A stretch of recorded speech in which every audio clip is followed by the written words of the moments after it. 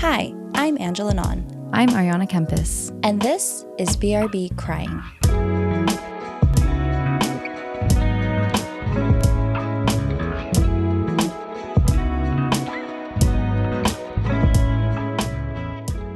Hello, everyone. Welcome back to BRB Crying. I'm Ariana, also known as Arns. And I'm Angela, also known as Nins. And the two of us are self-proclaimed experts in the art of crying. We are. And understanding why. Beautiful. You know? Yeah. And we are here to graciously share that knowledge. Love it. You're welcome. Couldn't have said it better myself. You know, I really scratch my brain week after week. Do you really? How else can I? Because I tried it once and it was horrifying. So, yeah. Yeah. What's up? Nothing much.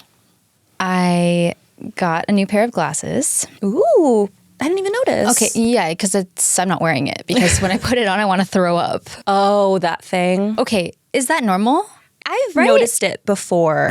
When you get that new pair, you kind of have to like form a connection. I mean, to be fair, I did buy it off one of those very cheap websites. Gotcha. It was like $6. So Gotcha. I'm like, is it me not being used to it? Or is it because I'm cheap and Gotcha. it's wrong?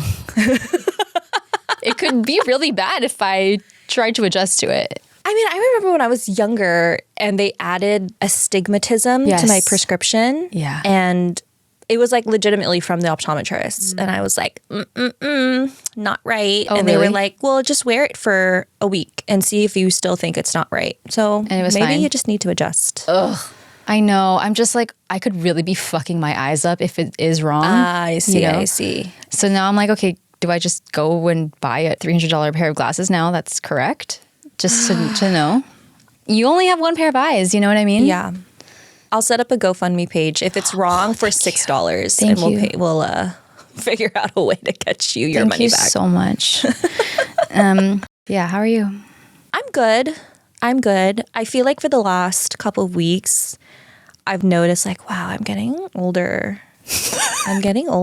Like physically? You know, the knees have been creaking? Yeah, well, okay. So my husband and I are still trying to run routinely. Oh, I was thinking about that. I was like, I wonder if Nins is still running. Yeah, like we do. We definitely do. And it's one of those things where it's like if I go a whole week without running, the guilt comes, you know? But I've really worn out my running shoes.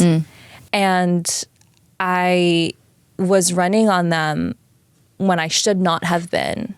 And it really fucked up my calves. Oh, uh-oh. Like they were just very sore and it was taking a lot longer to recover. And so I was like, man, I'm getting old because usually I could just like bounce back. Yeah.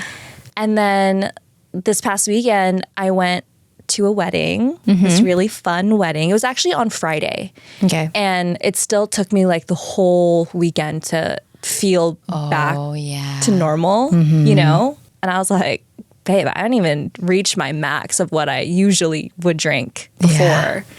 And I was like, ooh. Yeah.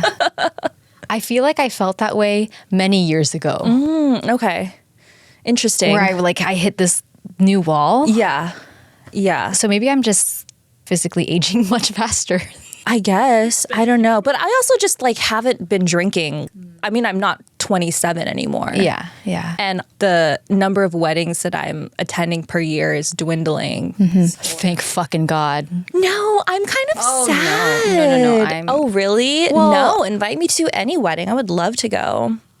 I mean, I say that, but then of course I love going to them. Yeah. But it's just like, I don't know. No, I love a wedding. Okay. I right. love it. You hear that, everyone? If you're getting married, you want her as a guest. Yeah. She's a fun one. Give me the mic. I'll give a speech. I don't give a fuck. She can pull anything out of her ass. Truly. Yeah. Yeah. So that's how I'm feeling. Okay. Feeling old. Okay. Feeling fragile. Young at heart. Okay. Love it. Young at heart. Yeah. All right. What other bullshit are you going to pull out of your ass today? Well, I actually have announcements, so I got some things to say. All right, so my first announcement is that if you follow us on socials, which I hope you do at beerbcrying.podcast, you may have seen that we are doing a collab with my sister Alexa and her brand Curated Cultura. They are an AAPI-led conscious consumerism brand, and you may have seen that we are doing a little thing called Crying is Self-Care, because she highlights a lot of self-care products in the AAPI space. So yeah, we're going to be doing a lot of fun things. We're going to be having some good conversations. So keep a lookout. See what we're fucking doing. You won't want to miss out. You will not. You will not. It's going to be a good time. And my second announcement. So again, if you follow us on socials, you may have seen that we were at Undiscovered SF last weekend, along with my sister's brand, Curated Cultura. And you may have seen us sporting some merch. Ooh. And I will say that this is not yet released online. So if you want to be the first to know, if you want the goods, follow us on socials and sign up for the newsletter. Mm-hmm. Because that's where we're going to fucking be talking about it. And we're going to be wearing cool ass shit. Yeah. And you're going to be like, oh my God, I want one. And then you'll delay signing up for the newsletter. And then you'll see sold out. And then you're going to be like, damn it, I should have signed up. Yeah. There's going to be so much regret. And, you know, we really don't want that for you. We are here to look out for you. Yes. So listen to Arns. So listen to me and sign up for the newsletter.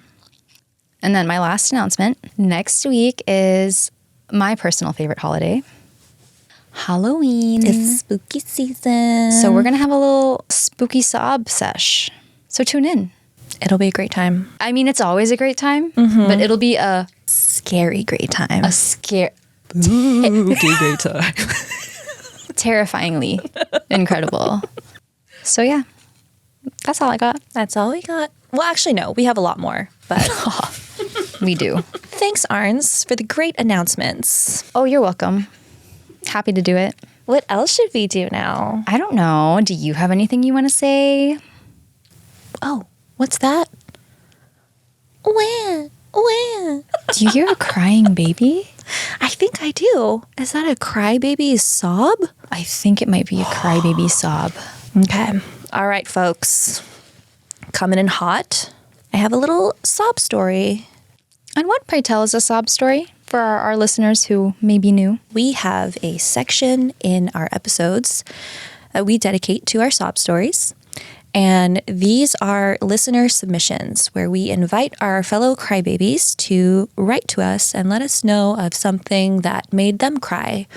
Or it could also just be, you know, thoughts that they've had on past episodes that we really want to encourage people to share with us, because I think that at the crux of all of this is really just you and me wanting to build community and connection. So the door is always open for people to tell us how they're feeling, if there's something that they want to share that happened to them that made them cry, or if there was just something that they took away from our episodes.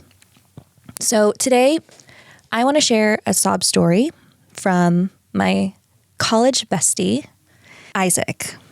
And Isaac and I were in the same major. So we literally saw each other every fucking day. And we were so close during those 4 years, and we definitely have kept in touch over the last decade. He played the piano at my wedding. And yeah, I'm just very grateful for his friendship. And he sent me a message after listening to episode 6, where I talked about one of my favorite scenes from Schitt's Creek and the show's incredible representation of the LGBTQ community. And here's what he had to say. Crying at your Schitt's Creek episode. Thank you for speaking on LGBTQ representation and choosing such wonderful words to describe that scene and the community at large. I felt so seen.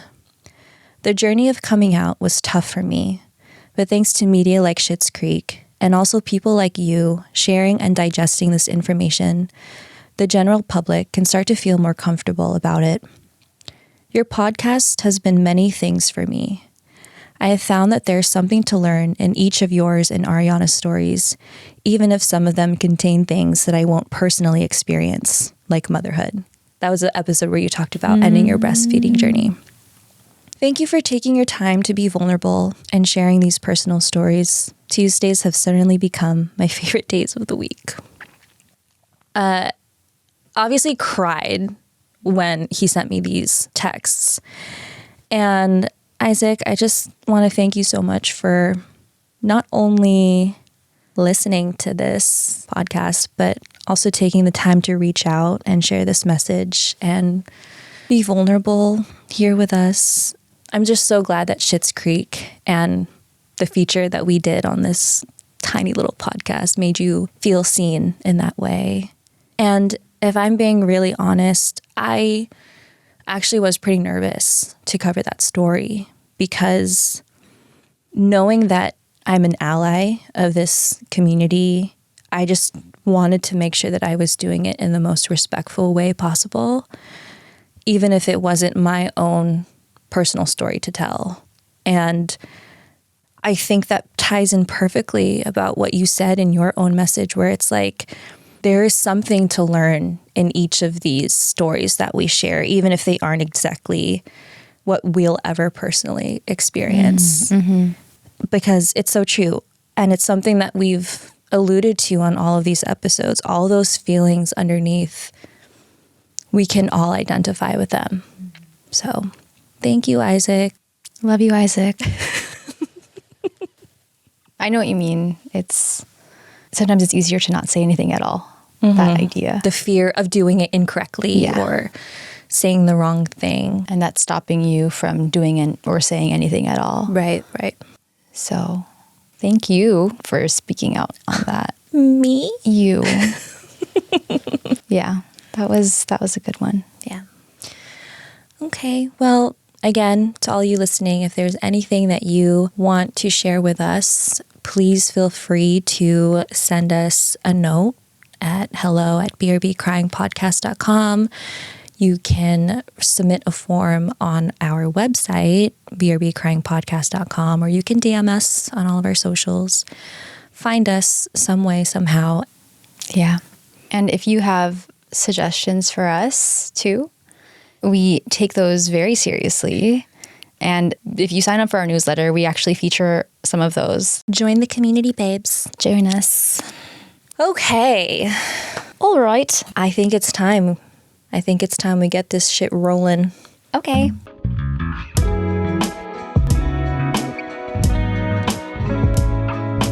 Would you like the honors of starting us off? I would love to start. I have a pretty light one today. And by light, I mean, it's not sad. Okay. Love that. So, I mean, I still cried because that's the premise of the podcast. What made you cry? Wait, it is? Yes. Should I go over the whole? Shoot. Yeah. Oh, did you prepare like a funny story? Okay. So to begin, I'd like to take you on a little journey into my past. If you are so inclined to join. Okay. So you are in my shoes. I'm not going to say the year. Okay. But you have the worst job you've ever had in your life. Okay. Your boss is a fucking nightmare. You got to wake up before 6 a.m. every day to commute into the city, like an hour and a half each way. Then you have to spend another 30 minutes looking for parking. Oh my God. My heart, I'm having like palpitations remembering this. Every day's fucking miserable. So you do little things to make yourself feel better. One of which is you will often take the longer route into the city that drives by the ocean. And every time you listen to this one specific song. A song. And it is a song that breaks your heart open and fills your soul. And you do this almost every day for months because it is the only thing keeping you sane. And this is not a sad song. And yet, the tears come. Do you have any guesses? I actually don't. Mainly because I feel like you and I have talked before about how you don't really listen to music. Exactly. I was actually going to say that, but I didn't include it because I had too many words on this page already. Yeah, okay. I tend to skew towards podcasts and audiobooks. Yeah. Especially for longer drives. But it got to the point where I was like, okay, I'm driving for a really long time every day. Yeah. So I started kind of like dipping my toes and actually listening to music for fun, which, you know, I don't really do. Yeah. So it is a very popular song. You will know it. Okay. But I think it might be kind of hard for you to guess. Okay, I'm going to lose the game. I don't know. That's fine. I don't know. That's fine. Hit me with it. Today I'm talking about Beyond by Leon Bridges. Oh, yes. Yeah. Okay. All right, so some context. First of all, my sources for today are an interview with Leon Bridges from The Great Discontent and a Genius video where Leon Bridges is explaining the lyrics for Beyond. All right, so some background. Dear Sweet Leon, born in Atlanta, raised in Fort Worth. So his genre is primarily soul / 60s R&B.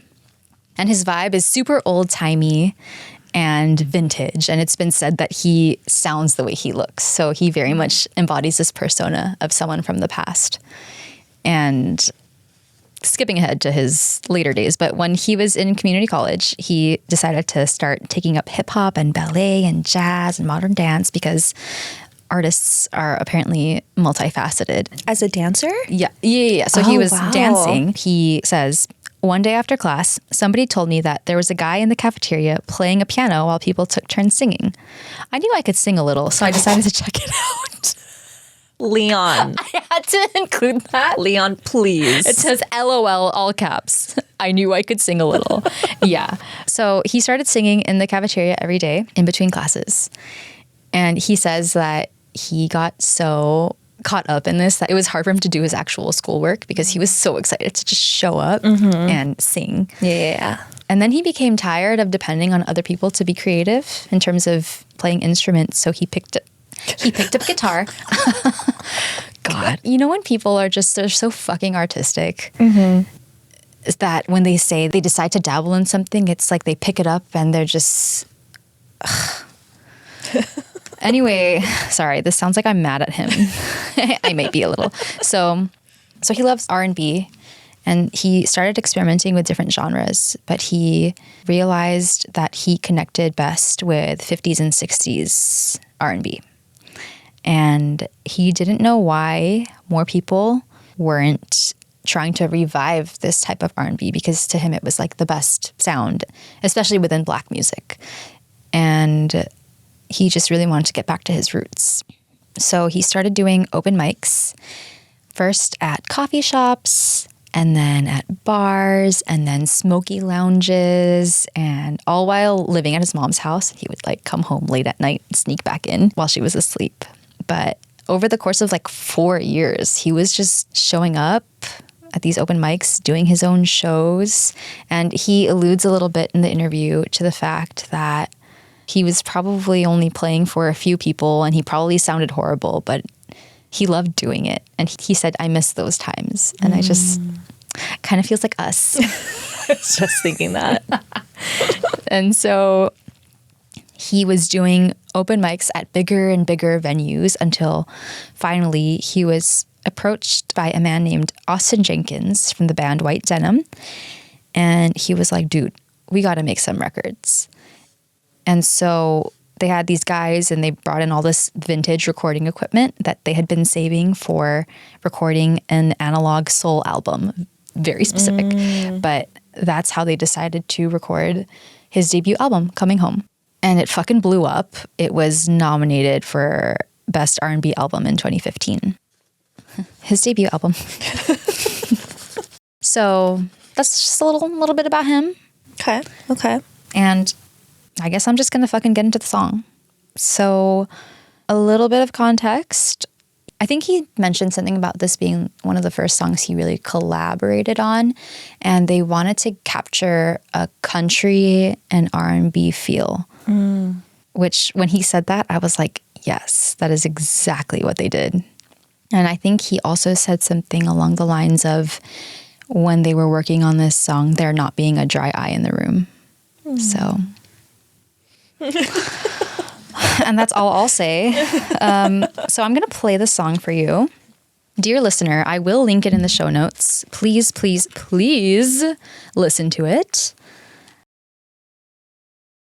So right before this played, I asked you for tissues because I knew I would cry. I mean, I can listen to this song a million times and I will always cry. And I was about to say, I don't know why, but no, I do know why. And that's what I'm going to fucking talk about today. Okay. So I just played the song for Nins. And please listen to it, please. So I'm going to walk us through a couple of these lines. But who am I kidding? I'm going to walk us through all of it. Because it's fucking poetry. Okay, so we open up with, don't want to get ahead of myself, feeling things I've never felt. It's kind of hard for me to explain. Her personality and everything brings me to my knees. She shines me up like gold on my arm. I want to take it slow, but it's so hard. I love to see her face in daylight. It's more than just our bodies at night. So this to me is like the perfect depiction of falling in love and what it feels like and not wanting to get ahead of yourself because you're falling so fast. And also that moment where you realize that it's more than just physical attraction. And he ends the verse by saying, do you think I'm being foolish if I don't rush in? At this point in the song, you realize like, oh, he's talking to someone about this girl. And I love this line so much because it's so beautifully crafted. The way he asks, there's so much longing and urgency. Do you think I'm being foolish if I don't rush in versus if I do rush in? Like, oh my God. Anyway, so the chorus is, I'm scared to death that she might be it, that the love is real, that the shoe might fit. I'm not even listening to this. She might just be my everything and beyond. Space and time and the afterlife. Will she have my kids? Will she be my wife? She might just be my everything and beyond. I'm so sorry, everyone. When I say please go listen to this, it's because I am incomprehensible.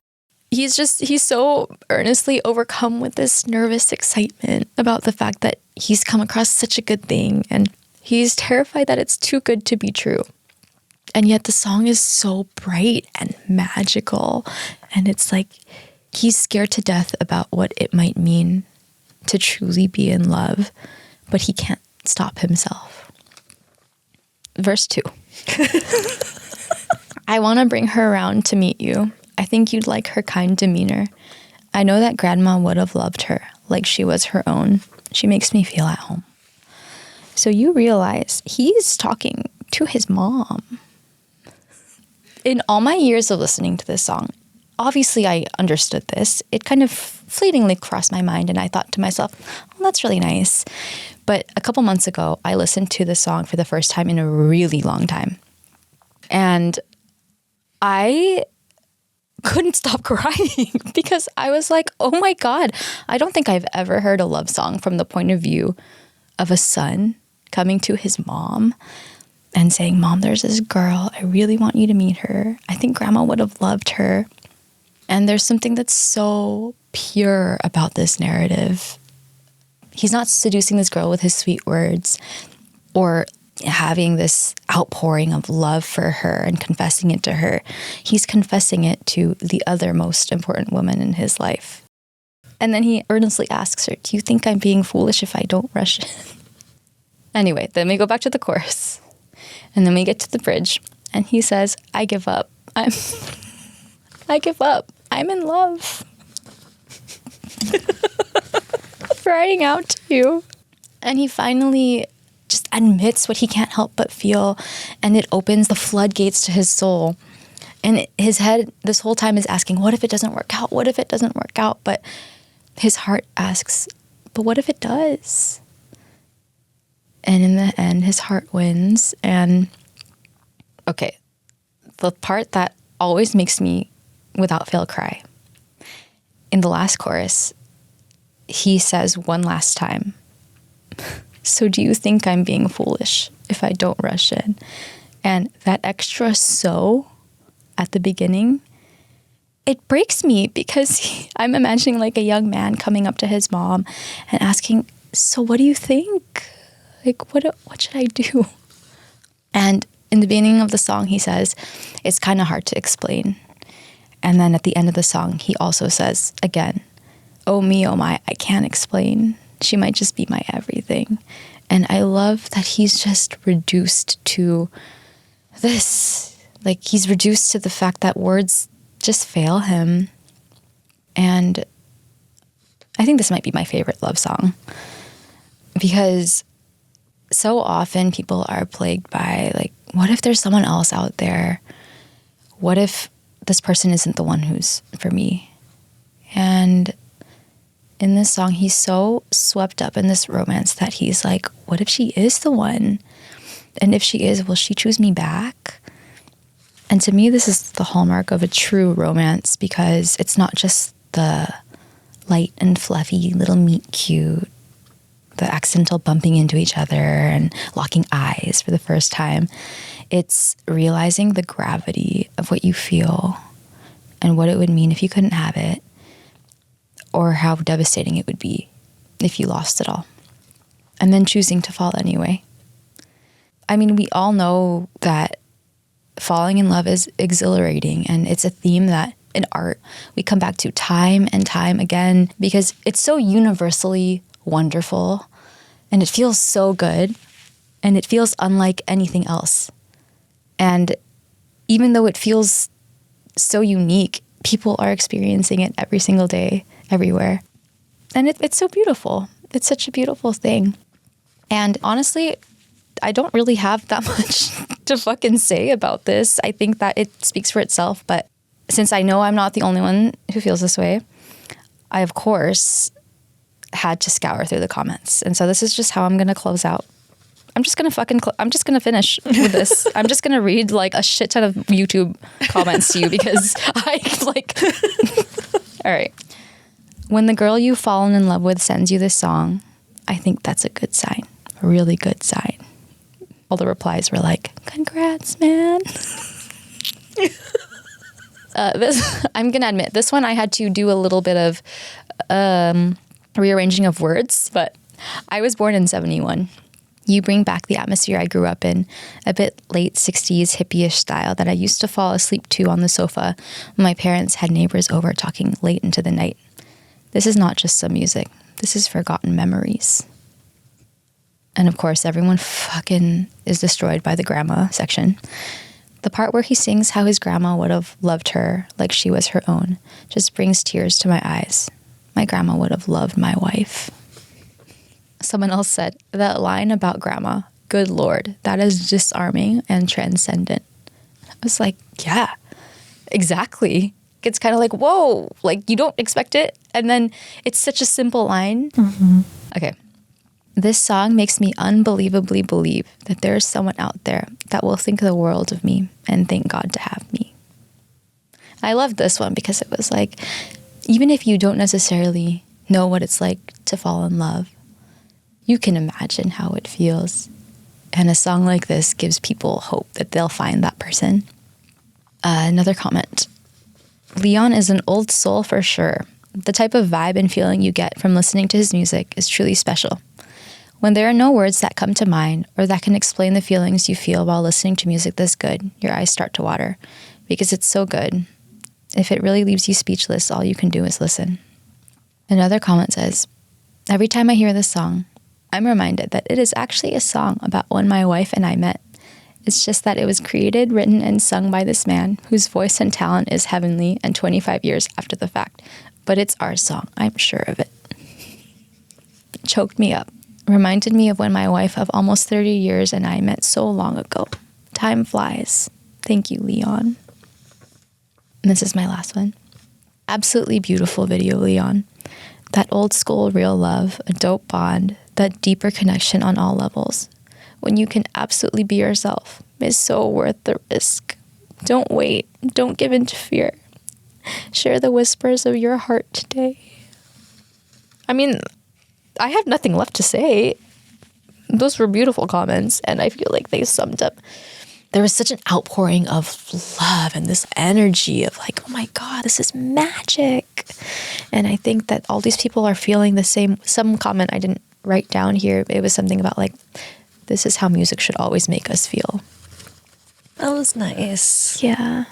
When you talk about how love and the idea of falling in love, it's so common in all of our art and our storytelling. It's seen everywhere. But it is such a unique perspective that Leon writes about in this song. And I guess I never really thought, like, you know, because it's a fucking bop. So Yes, can we just say, if you've never heard this before, it really is a bop. yeah. I guess I never really thought about like the fear of it. And it's interesting because I feel like what you're scared of says a lot about where you are, right?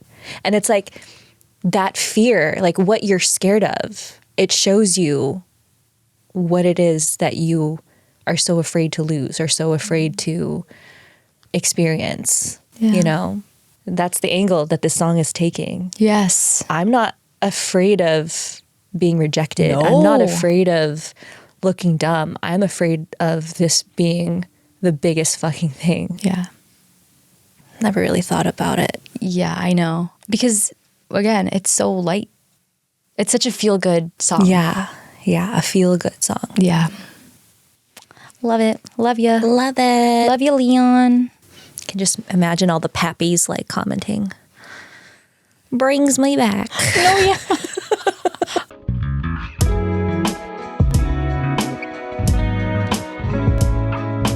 Lay it on me. Okay. Is this a hard pivot? It's not a hard pivot. We are also taking it easy this week. Oh, thank. And Fuck. we are also going to get into something very sweet. Okay. Very nostalgic. Okay. So hold my hand as we go down memory lane for a little bit. Okay. I like this. The parallels are. Yeah. Okay. And honestly, the way that we formatted the story too, oh, you'll see. Okay. We'll also start off with a little game. Okay. Yes. Yes. So I'm going to say some things that are all within a very obvious category. Okay. And you have to figure out what the category is and then also add your own. I love this game. Wow. Our whole podcast just be a game, like logic quizzes. So I'm going to lay out a Sudoku. Okay. All right. Here are your things. Okay. Little Bear, Rugrats, Bear in the Big Blue House, Oh, I love that one. PB&J Otter. I got 4. Blue's Clues? Mm-hmm. These felt extra young. Recess? Is that too old? No. Okay. Sailor Moon? Bananas in Pajamas? There you go. Bananas in Pajamas. Yeah, do you remember that one? Oh my God. Bananas in Pajamas. All right, did I win? Perhaps. Okay. So clearly, we are mentioning TV shows from our childhood. Mm-hmm. Arns and I are perfect products of the 90s. Mm-hmm. And we grew up watching Nickelodeon, Cartoon Network, and the Disney Channel.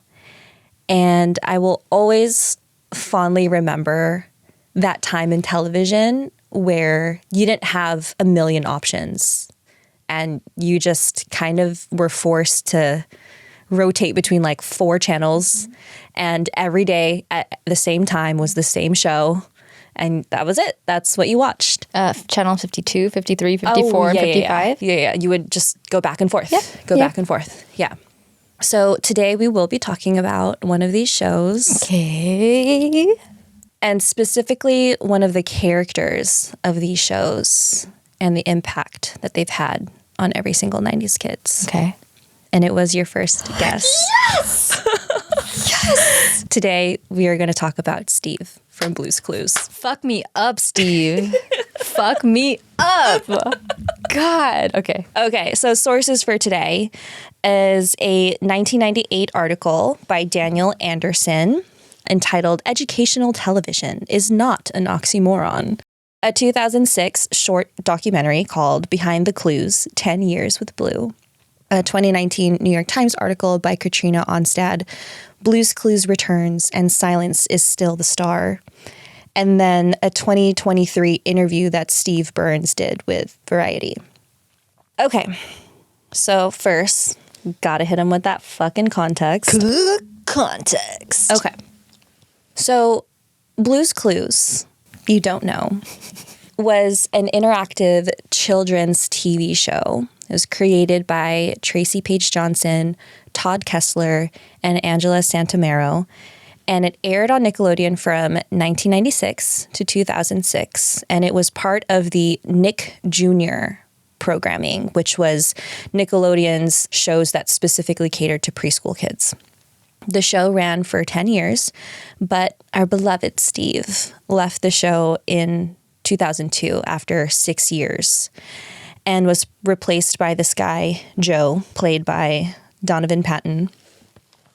I'm sure he was great, okay? But today is about Steve. What is the, I'm sure he was fine. There were some undertones there. Okay.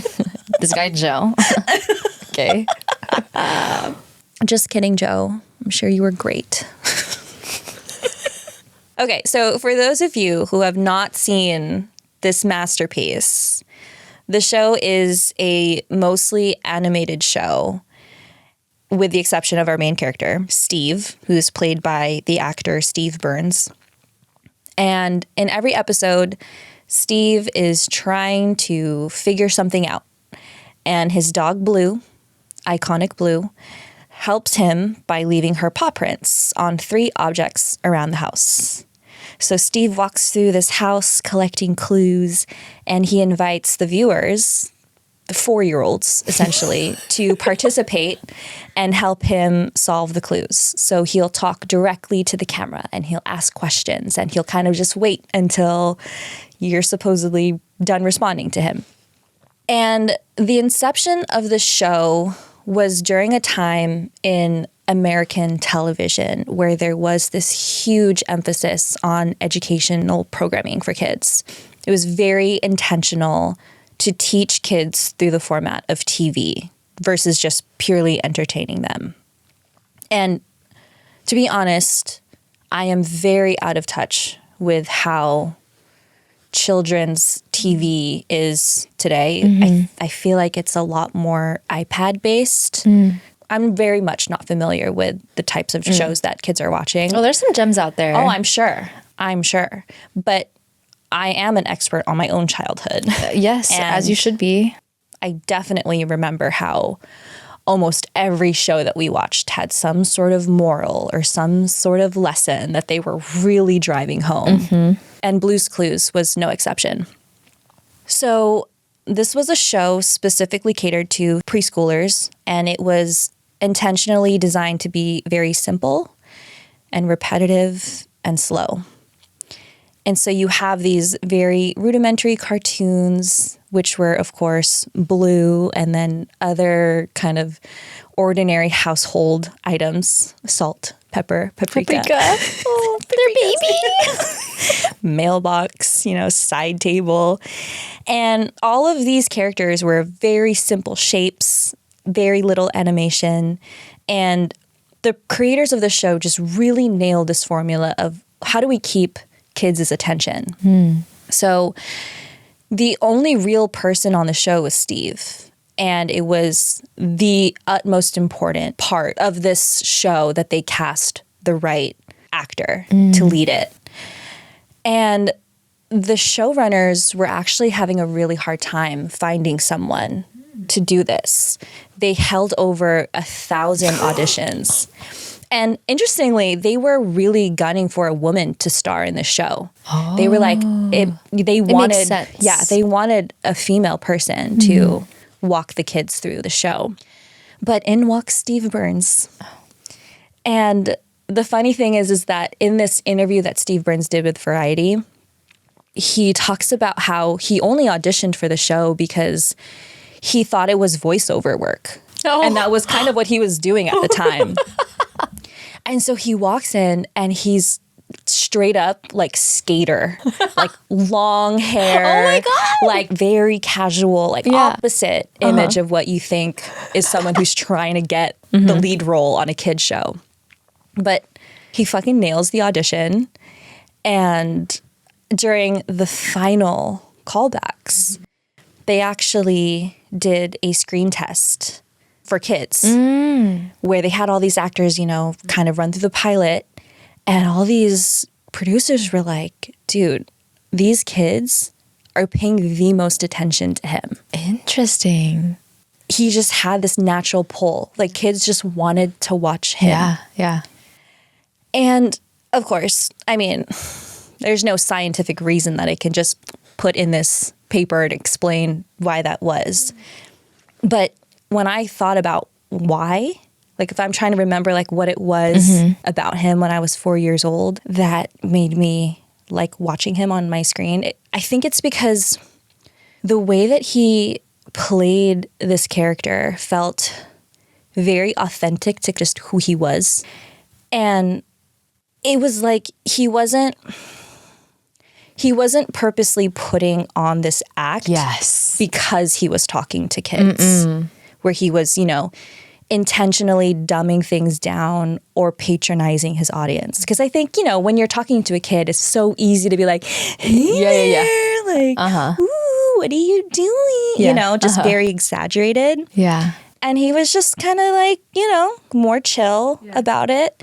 And so maybe in my 4-year-old mind, I was like, oh yeah, this is an adult that's not talking to me like I'm a fucking baby. Yeah. You know? Yeah. So anyway, the show aired in 1996 when I was 3. And I distinctly remember coming home from kindergarten and just like chilling in my living room. Grandma was watching me, just watching the show. And I'm sure every kid in the 90s has a very similar memory. I'm assuming you watched 100%. This show. Okay. Yeah. What? Huh? You wait until this point to ask me, have you seen Blue's Clues? Right? Like, who hasn't? Who hasn't? It's just a memory that we all just collectively have. We all watched the show. But there did come a point where, surprise, we all got older. And, you know, our school days got longer. And the show just wasn't on our rotation anymore. Because, again, catered to 4-year-olds. And I was just like so grown. Yeah. You know, like, I was like, okay. TRL. We start getting into MTV. Okay. So I can't say that I was still actively watching the show 6 years later when Steve appeared in his last episode in 2002. But essentially in this episode, Steve lets the audience know that he is heading off to college. I mean, he was really 29 at the time, but it was just, you know, an easy way to explain his departure of the show. So he hands off the show to his brother, Joe. Shout out, Joe. He did a great job. And honestly, that was the last that we heard from Steve Burns for a while. Yeah. He continued to do nameless voiceover work and, you know, smaller acting gigs, but he told Variety that this was a very intentional choice for him to stray away from the spotlight, as small as it was. And his reasons for deciding to leave the show were totally justified. I mean, he just didn't see himself being the star of a kid's show for the rest of his life. And whenever he's asked about it in all of these interviews, he always jokes about it. He's like, I refused to bald on a TV show. I was balding fast and I just did not want to do that on TV. And I feel like I have to mention this as a small anecdote. He fucked off so bad that people thought he fucking died. No, 100%. Do you remember this? We all did. Yeah. We were like, there was a car crash. Yes. So there were all these really horrific rumors about him dying. Imagine. And like really sad, car crash or ODing. Yes. I think cancer. I think I had heard. Yeah, just a bunch of these crazy rumors. And he was so confused. He like went on the Rosie O'Donnell show. He's like, no, I'm here. And he was like, okay, you know what? If I can't beat these rumors. I'm just going to start my own rumors and at least make it fun. Like, tell him I died while watching. I don't know. Oh my God. Just this guy. So, yeah, after he left the show, he went away for a little while. And all these kids who spent so many afternoons watching him, they all grew up. But I think with all things that gave us joy in our childhoods, we all collectively carry with us this soft spot for Steve, this lone adult in all of our TV watching who treated us like an equal, who looked directly into our souls and relied on us for help. He made us feel smart and he made us feel included. And when our parents were busy at work or our siblings were off doing their own thing, Steve was there to be our friend. And you don't forget that kind of friend. So in 2021, on the 25th anniversary of the show's release, Nick Jr. publishes a tweet back when Twitter was still Twitter. And the tweet read, "So about that time Steve went to college, .. Blues Clues 25. And there was a video that was attached to the tweet. So I'm going to play that video for you. Do you remember this? Vaguely. Okay. I will play it for you. Funny thing, that's not even the main part of my story. Are you serious? Yeah. The fuck? Okay. So, of course, we will share the link to that video Nick Jr. posted on the 25th anniversary of Blues Clues. But just to describe what was in that video, we have Steve, and he's back in the Blues Clues house, and he's wearing his iconic striped green long sleeve, and he's looking directly at the camera again, talking to you. And the video is about 2.5 minutes long, and in the beginning, he kind of apologizes for abruptly leaving all those years ago. And he talks about how all this time has passed and how much we've all grown and experienced and learned since then. And he ends the video with saying, "I guess I just wanted to say that after all these years, I never forgot you. And I'm super glad we're still friends." And as if this man hasn't done enough to make our childhood so full of color, he continues to show up in our adulthood too. Because in that same fucking year, he joins TikTok. And he sporadically posts on there. I want to say like maybe in 3 years he's posted, I don't know, 20 times or something. But last month, one of his videos went viral. 36 million views. Let me just play it for you. Okay. Okay. So in this TikTok, Steve, again, has the camera close to his face, and he's looking directly at it, and he just goes, "Hello, so what's going on? How are you?" And then he just sits there, looking at the camera, listening to our response. The same exact way he did all those years ago. Again, it's so simple. And he doesn't give us advice. I mean, he can't because it's a pre-recorded video. He isn't trying to solve the problem for us or offer his own opinion. He just gives us that space. So you're fucking sitting there watching this long-lost dear, dear friend from your childhood checking in on you. And then you decide to open up the fucking comment section.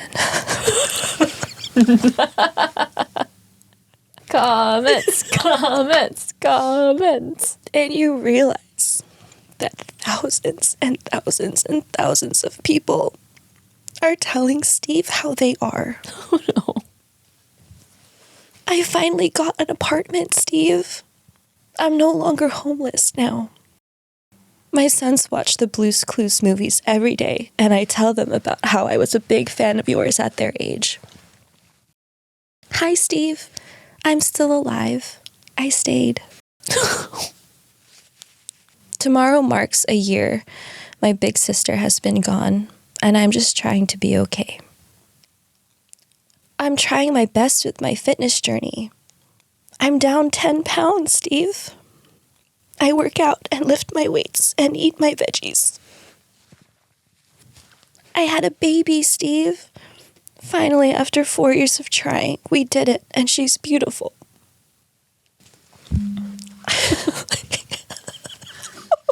Can we just sit here for an hour while you go through every comment? Please. Oh my God, my tissue is like ratty. Mine, like, I just keep rearranging it, trying to find a dry side, you know? So yeah, I think it was like 200,000 comments on this TikTok. And you realize the impact that Steve had, not only on your life, but on our entire generation. He made all of us feel important. He gave all of us that safe space. And to this day, he is still honoring the magnitude of that role he played in all of our childhoods. Like when you're a child, your heart is so open to anyone who shows us just an ounce of kindness. And it's not only that it's open, but it's that we treasure it forever. We carry it with us forever. Mm-hmm. And I guess I'm just so happy that it was Steve. He is someone who is so reverently embedded in all of our childhood memories, who made it so full of color and music and fun. And after all these years, has never forgotten us the way that we have never forgotten him. Love you, Steve. Love you, Steve. Oh my God. Rewatching his videos, when you played the 25th anniversary one, I remembered why I was so drawn to him. And it was just, you really felt like he was listening. And it's exactly as you said, there wasn't an over-exaggeration. It was just like, he listens to me, he respects what I have to say. You know, when we were watching the TikTok, it crossed my mind. When I was crying, I almost laughed because I was like, can you imagine if I posted a TikTok like that? Where I was just like, how you doing? Mm-hmm.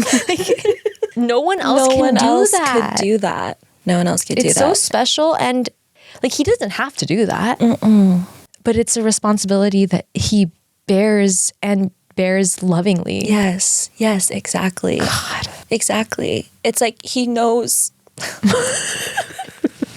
It's like he knows that these kids that loved him, they're all leading their own lives. And sometimes those lives are really hard. And he just wants to be like, hey, I'm still here if you want me. I can still be your friend. Like, what the fuck? Like, it's weird because when he says that he loves us and that he's our friend, I don't doubt it. Like, I really feel like he does. That's so special. I think it's just like when you're a kid, you're so impressionable. Yeah. It's such a fragile and precious thing to have the love and the devotion of a child. And I guess I think it's so scary nowadays. We don't really know all these celebrities and all these figures that we admire. Something comes up and your whole opinion has to change about this person. But it's like, no, this is someone who has just resolutely stayed constant. Yeah. In all of these years. So, yeah. Fucked me up, Steve. At the beginning of this, when I was like, fuck me up, Steve. I didn't mean. Yeah. But he did. Yeah. Yeah. So, thank you, Steve. Thanks, Steve. Lots of parallels. Love a good comment section. Mm-hmm. Wow. Mm-hmm. Well, I think we did it. Did we do it again? I think we did it again. You told a story, right? I told a story. I'm pretty sure I told a story too. And then you told one after. Yeah, so it's 2 stories. 2 stories. That's it, right? That's a podcast episode. Yeah, I think so. Well, that's all we fucking got. That's all we fucking got. Thanks, everyone, for tuning in. Thanks for journeying with us. This was, we were both like, oh, it's light. It's a sweet one. It's sweet. My God. Yeah. Thanks for listening, as always. Like, I know I have to plug the socials and stuff, but just like really, like, thank you for listening. Yeah. Yeah. It's truly such a joy. Yeah. And like we said, we love a fucking comment section. So give us all the comments, all the reviews. Yes. All the ratings. Yeah. Yeah. 5 stars only. Yeah. I should clarify all the 5-star ratings. All the 5-star ratings. No, but yeah. Reach out to us. Send us your sob stories. Send us your cry recommendations. Follow us on all socials, beerwecrying.podcast. Email us, hello@beerwecryingpodcast.com. And that's all I got. That's all I fucking got too. Sick. I'm going to go away for a little while. Yeah. You're going to go away for a little while. We will. And then we'll be back. Yes, we will. But until then, BRB crying.